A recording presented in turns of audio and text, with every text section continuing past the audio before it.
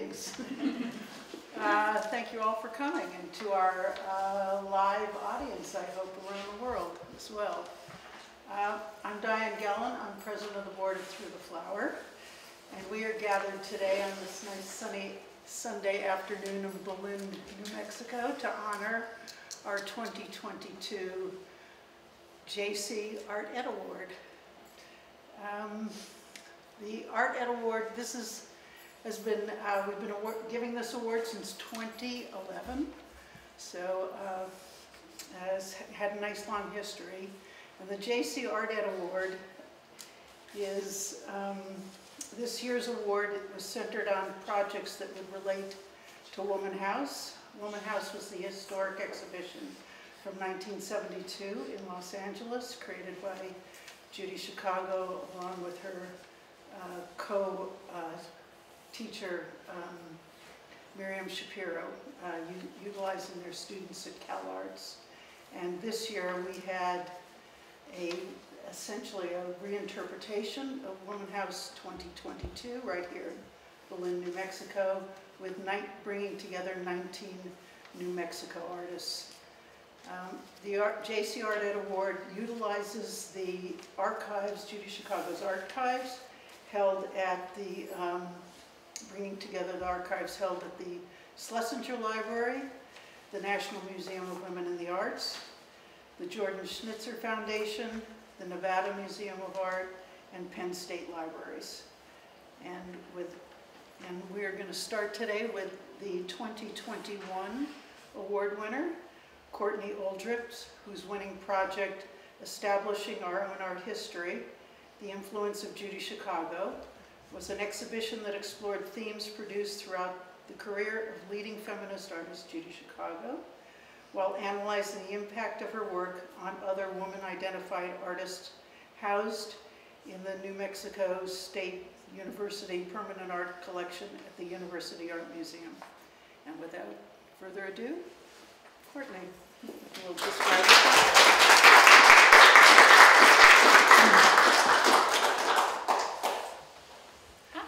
Thank you for coming out today. I'm really excited to talk to you very briefly about my 2021 Masters of Art History curatorial thesis project, Establishing Our Own Art History, The Influence of Judy Chicago. I was lucky enough to have been supported by the 2021 Judy Chicago Art Education Award, and so I'm just going to show you some photographs of the resulting exhibition, which took place at the University Art Museum at New Mexico State University in Las Cruces in this previous April. So this project explored the legacy and career of Judy Chicago and the influence of her art on 12 artists whose work I selected as part of the NMSU Permanent Art Collection. The exhibition focused on themes present in Chicago's work, including women's history, gender, personal identity, environmental issues, and mortality, and tried to situate how these themes have impacted the course of our history and influenced the work of these selected artists. Like Chicago, these artists engaged unapologetically in their practices with political and social concepts, forming new, important, and meaningful dialogues in our history. One of the key points that I focused on while selecting and curating the artists for this exhibition was also how all of these artists used collaboration, education, research, and how those really structured their artistic practices, allowing them really to craft a unique visual language rooted in this creating a more inclusive and supportive network of art making for future generations. So for this exhibition, my main goal was to focus my research on the career of Judy and look at some of the themes and conceptual approaches that she's worked on, and really take a deep dive into the NMSU Permanent Art Collection, which I at the time was working with on a daily basis as a graduate student at the museum, and now as the collections curator at the University Art Museum, I work with even more so. And I really wanted to search through our collections and pull to the surface, much like Judy has done with a lot of her projects, some of the women artists that had been a part of the permanent art collection for decades, that had never been exhibited and had never been researched, and really examine why their work was a part of the collection and how that work kind of connected to Judy's work as well. There was an interesting intersection in my experience of both collections management and curatorial practices, where I realized that the physical archives are the places where all of this important information is often stored, and if it's not properly stored, maintained, digitized, etc., then it really prohibits the accessibility of this information to the public, and therefore prohibits the future of that information being accessible. I am currently serving as the first real collections manager at this institution, and so these physical files exist, but taking the time to dig through and organize, make sense, and build upon them with my external research is something that is definitely needed. This I really felt like was a labor of love on my part, and I really began to feel really connected to a lot of the artists that I worked with while I was doing my research. Another important mission to this project was to focus on other underrepresented artists such as Black, Indigenous, Latinx artists. And so with this, I also wanted to affect and support the continued collecting mission of the University Art Museum by proposing the acquisition of 3 pieces of art for this exhibition that would become part of the NMSU Permanent Art Collection. This included work by Paula Wilson and Rose B. Simpson. And these acquisitions support my own personal goals and missions, as well as the University Art Museum's goals to continue to support and prioritize underrepresented women artists in their collecting missions and my own curatorial and research practices. For this project, I delved deep into the Judy Chicago research portal and researched heavily through her books, digital archives, photographs, audio recordings, and more. I also researched the other artists in the exhibition and was lucky enough to be able to hold interviews with 5 of the artists, including Paula Wilson, Wendy Red Star, Las Hermanas Iglesias, Sharon Stewart, and Rose B. Simpson, where I was able to ask them more in-depth questions about their practices, about their connections to these themes, and their connections to Judy. Those transcripts became part of my master's thesis, and they also became part of the digital catalog, which was part of the exhibition, which showcased my research through short essays on thematic concepts and then individual artist biographies. And then I wanted to show some more behind-the-scenes photos as well, because I really did everything when it came to this exhibition, from painting the title wall to figuring out how I wanted the labels to work for each piece, to handwriting. This was handwritten on an iPad, and then it was transferred into an Illustrator file, and then printed out in vinyl, which I then weeded all and installed all by myself. Through this, I really learned pretty much every aspect of museum work, research work, and art historical work that you can.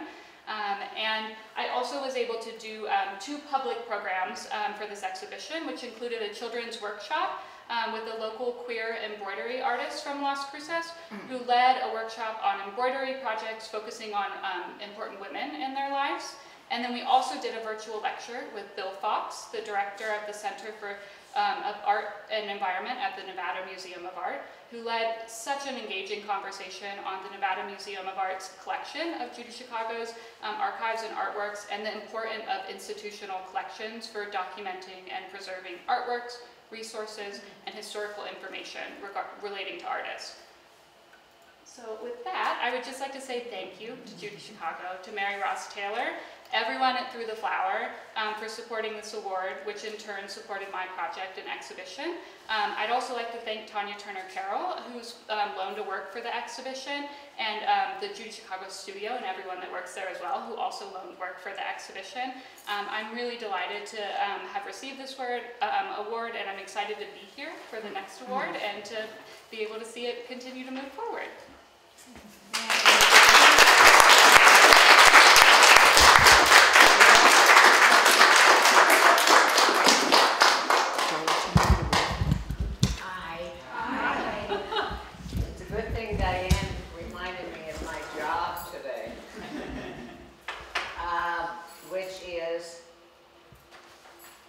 Trying to read a statement from MaryRoss Taylor, who speaks in a Southern accent and who really is somebody with such a distinct personality that I'm going to be an abject failure at this.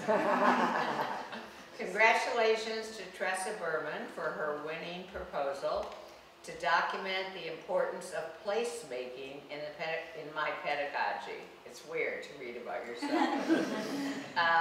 My way of teaching might start with Virginia Woolf's statement that Diane and I read yesterday, that one must have a room of one's own, but it does not stop there.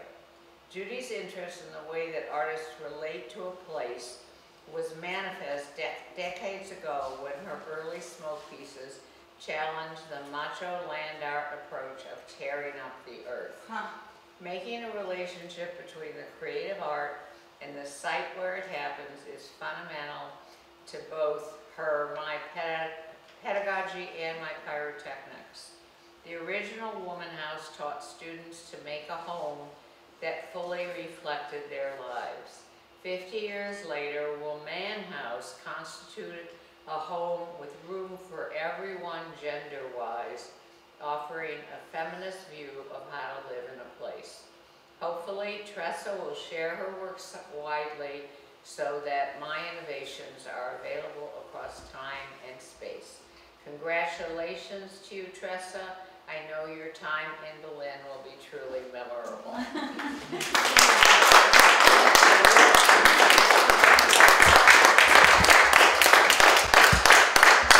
thanks to MaryRoss for her support of this award.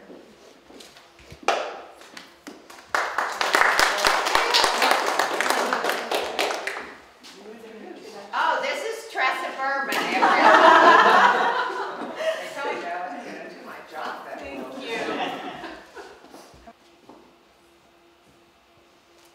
It works. Well, first of all, I am just so humbled and proud to be this year's recipient for so many reasons. When Megan called me to let me know, yes, she called me, she did not email me, she called me on the phone, and I cried tears of joy. I really did, because this award I've had a long career already, which I'm very grateful for. It continues and it actually is relaunched. So in a way, I see this award not so much as a capstone pinnacle, but as a jump starter to the next phase of what I can do to help move this movement forward for all of our sakes. And that's what Judy's done, and I'm so honored to be part of that legacy now.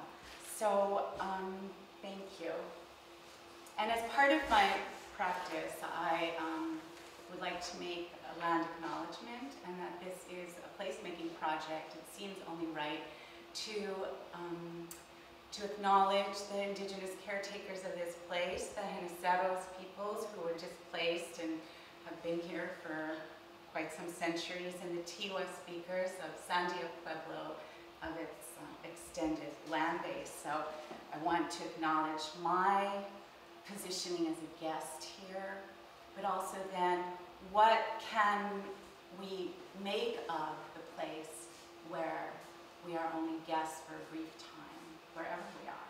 And so that's part of this project of placemaking. So yes, first and foremost, Judy, from my heart, you know, we've been intersecting for many years now.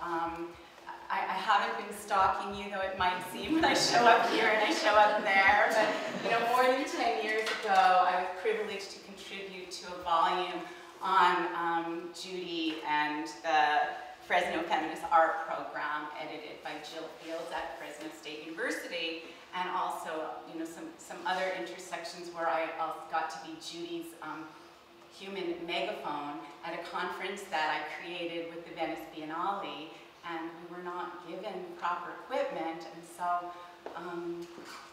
I just repeated very loudly, and hopefully the messages got through to those that they needed to reach.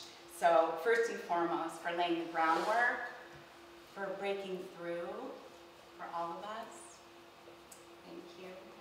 And again to Megan McGolan, the executive director of Through the Flower here, who had the vision and the foresight to encourage me to apply for this award based on, what's over there, based on a review that I wrote of the 2022 opening, that was not published by Loom magazine, was not published by Artillery magazine in Los Angeles. I was trying to place the review in Los Angeles as an homage to the original Woman House. So now I'm going to post it with my journalism credentials to Cultural Daily in Los Angeles, previously Cultural Weekly, and so look for it there. But in the meantime, you can find it right here. And so from there, I extended the essay into the proposal that I'll try to be very brief about. I am a recovering academic, so I may relapse into verbosity, which there I went already again. And, but I do need to thank the members of the board. Thank you, thank you, thank you. Anyone that I haven't yet met, thank you. And anyone who may be out there on the board, thank you. And Mary for that wonderful welcome and introduction. And first and foremost, this would not be a project if it were not for the artists themselves. So thank you, thank you, thank you, thank you. I see some of you there, and I hope to see some of you more, because indeed that is the purpose of this project. So here it is, the why. So what is it?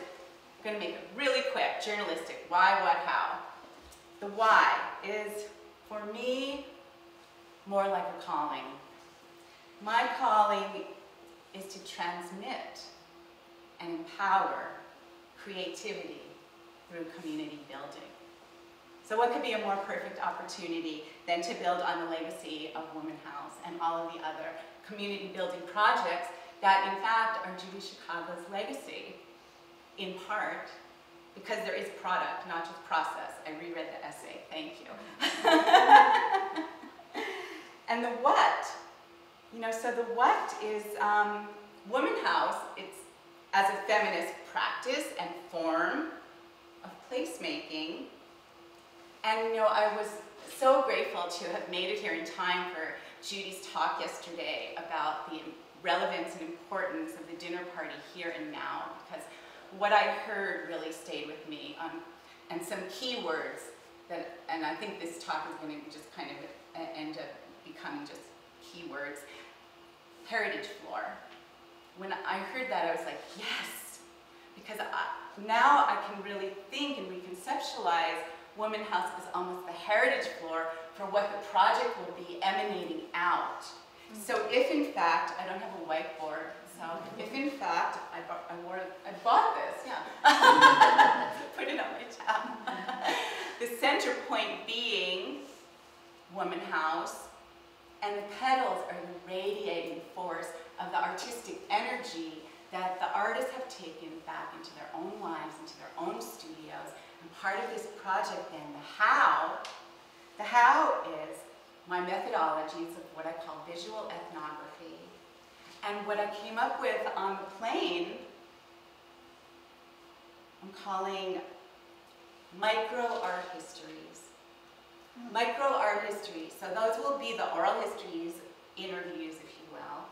The follow-on, where has this project taken you as artists now?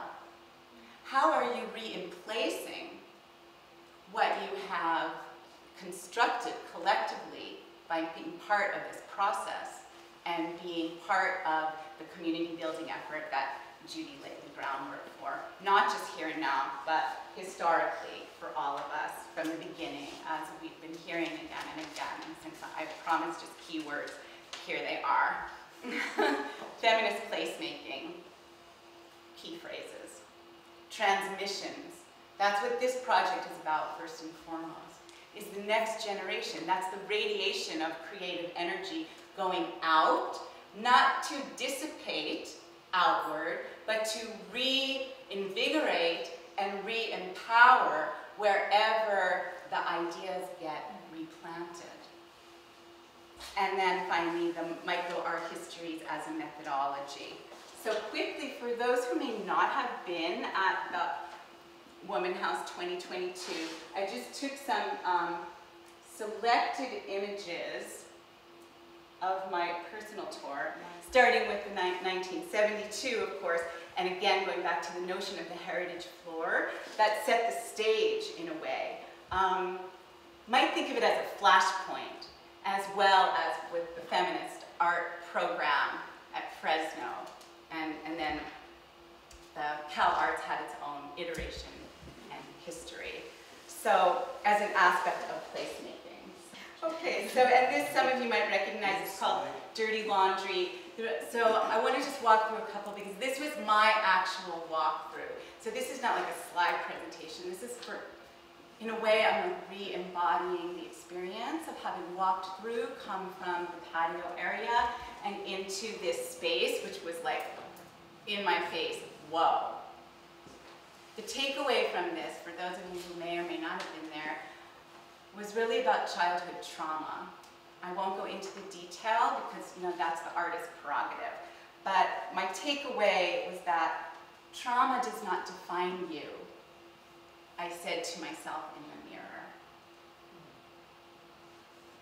So that was a very powerful entrance. Then continuing to walk through and had the opportunity to speak. These are also artists that I had more of an opportunity to speak with, and so the project will engage me further, and with some of the other artists in the micro-histories. Talking and standing in the space with Jen Pack, and just the opportunity to understand from her perspective the transcultural impulse to unify and to heal. So I promise to move quickly, then moving forward into, could not actually go inside, so I just kind of stood on the edge of that Divinity bathroom, Helen Atkins piece, and in prayer, in gratitude, like thank you for seeing this space as sacred. And for me, it went all the way back, of course, to the reinstallation of the menstrual bathroom, which was also part of the Remembering Woman house that was right here at Through the Flower.